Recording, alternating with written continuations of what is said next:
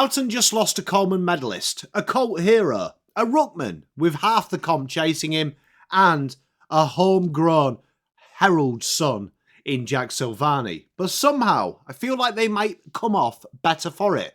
This wasn't a rebuild, it wasn't a retool. This was a statement that Carlton maybe have changed. And it was the biggest trade period in decades for this club. Incredibly busy. But did the Blues actually get better?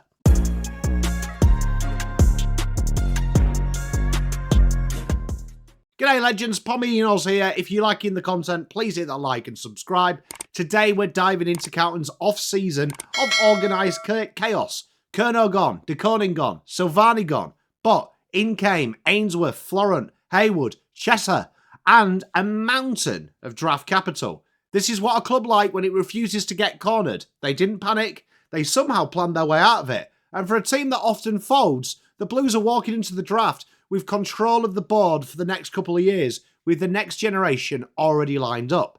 So let's start out with what was one of the more chaotic but strategic trade periods in Carlton's modern era. Charlie Curnow was a big once away. His blockbuster trade to Sydney may be talked about for years, and they made Sydney pay a full price, 2 first-rounders, plus Will Hayward, Ollie Florent on the cheap. They moved Tom de Koning to St Kilda, Jack Silvagni joined him, Corey Durden went to Port Adelaide. On paper, there's a lot of names out, but in return, the list management sorted itself out. They managed to do some little trades. They've got 9 and 11, multiple first-rounders, and ready-made AFL players to slot into their 22. Florent, Hayward, give them polish and spread. Ainsworth adds that point of difference in the front half of the ground. And Chesser could be high upside, a reclamational project, if you will, who could finally provide that outside run and dash they have grossly lacked. As the trade period settles now, Carlton's list stands in a very interesting position.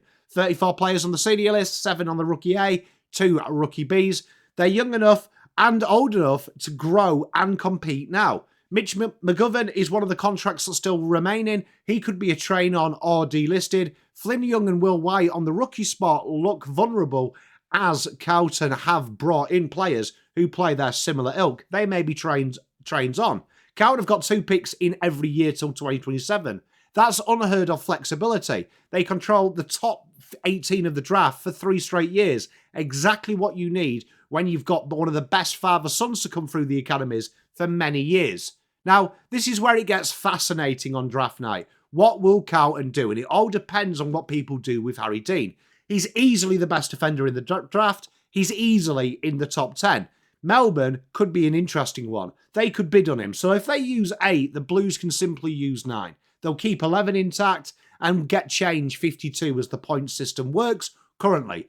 It's engineered perfectly for the Blues. If, in the best case scenario, no bid comes in from Melbourne, they can take an elite user in 9, then use 11 as they want. So 9 could be someone like Josh Lindsay, Geelong Falcons captain, elite left boot, all-Australian, the best kick to come through the draft pool for a long time. Imagine walking out, Harry Dean, a quality ball user himself, handballing it to that freak of nature. That's balance. With the later picks, they set in a perfect position to get Jack Ison, an ex-academy gun. There he is, 197 midfield who can play forward, hits the scoreboard, has a beautiful kick on him, very good overhead mark, very underrated. He is a top 20 player, in my opinion. Now, this is where the genius of the list really holds stack, right? Carlton have stacked talent for the next few years. They've got Harry Dean, Ison, probably 2 more picks in the draft this year, Cody Walker next year, who is going to be inside the top 3 players. 2 elite talents joining a side that has some really prime movers around them. Then they've got the 2 future firsts from Sydney and this year's first, 3 firsts from that deal. Blues have ammunition to trade up, trade back, move anywhere they need for the next 2 drafts. They've gone from being, how do we do it, to controlling the market.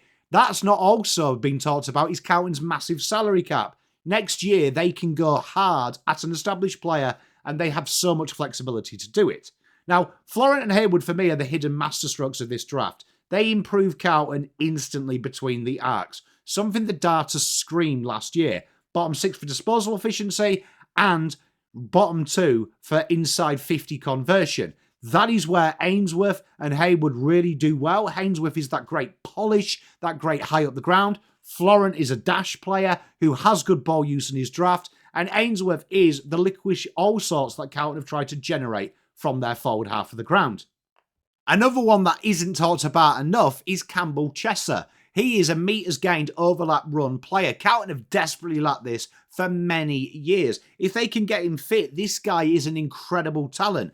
Carlton have been known as a contested ball clearance first team that never seems to hurt you on turnover. Now Carlton are forced, without Charlie Curnow, to be more intuitive with the ball, be more dynamic. This version of the Blues can finally shift that tag from being bruisers to ball movers, and they're going to have to because their forward line is going to be smaller than it has been for decades. So, is this a good trade period? Yes. I don't think Carlton crumbled when the Stars left.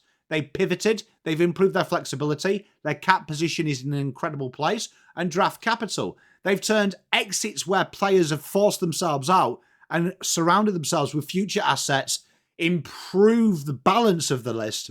The only way this fails is if the kids don't develop. But the talent pipeline says they're in a good place. Going from good cultured clubs, the blue list build now shows that they can buy now, win now, and be secure for a long time. This is the first time we've seen Carlton really have a purpose, have a direction at the draft and trade table. So I'm really excited to see where this goes. So, Carlton fans and AFL fans, I've got to ask, do you think your club got better?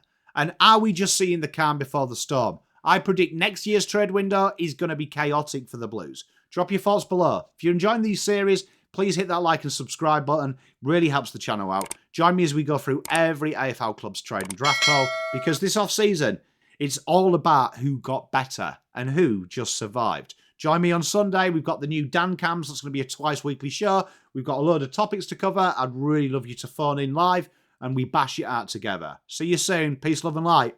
Pom out.